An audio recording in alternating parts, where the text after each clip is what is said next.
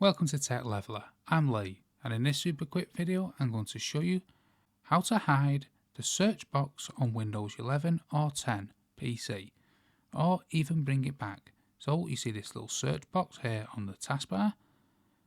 If you want to hide it, you can press the start menu here and come up to the pin section here where you should find settings.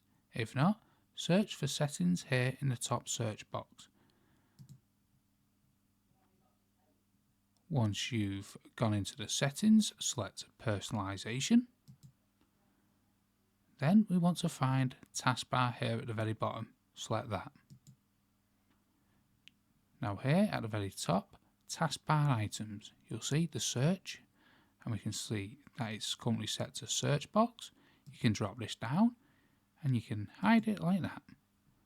Or you can have search icon only, or search icon and label. So that's how to hide the search box on Windows 11 or Windows 10 PC.